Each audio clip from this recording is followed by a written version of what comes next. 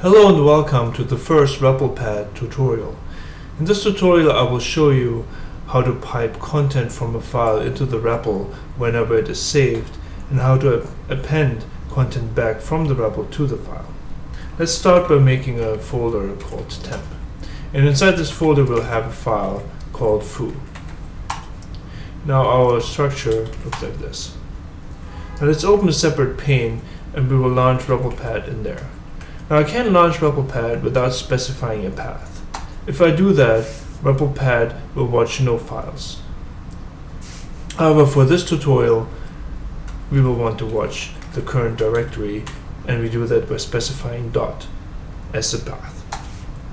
Now replpad watches this directory and all the subdirectories as well, so it found foo inside the temp directory and tells us that it's watching one file. Over on the left side, we will now edit this file. Let's make a function, call it hello.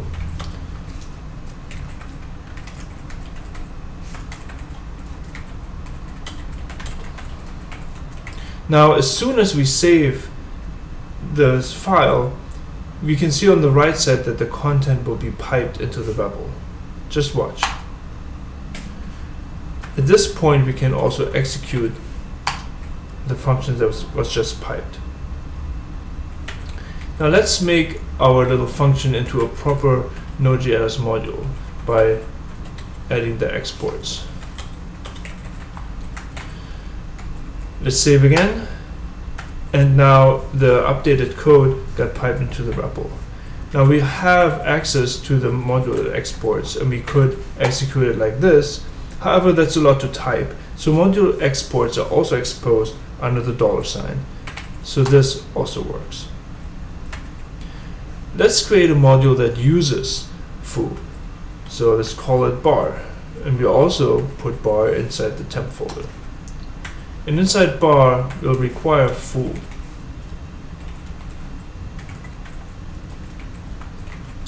Now, watch when I save. At this point, replpad noticed that there's a new file, bar, and starts watching it, and now it's telling us that it's watching two files. At the same time, it started to source the content of bar, which now foo is available to us. And as you can see, it's exactly that function that we created inside foo. And we can execute it. Now, one thing to notice is that replpad was started from a folder above temp. So actually this statement does not work directly because foo is not in the same directory that the replpad was launched from. It is in the temp folder instead. However, bar itself is also in the temp folder. So when we pipe content from bar into replpad, it will actually adjust the require statements to work relatively to the file that we are piping in order to make this work. Now we'll demonstrate how we can append lines from the replpad back to the file that we piped from. Let's tell Vim to watch this file for changes. And I'm using the watch for changes plugin, which does the same thing as autoread.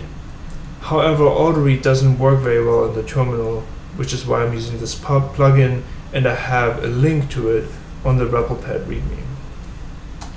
So at this point, whenever this file changes, Vim will know. So let's make a function here, call it bar.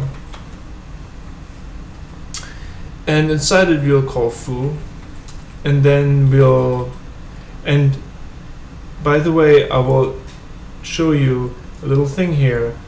I will format my code very badly and put some console log here.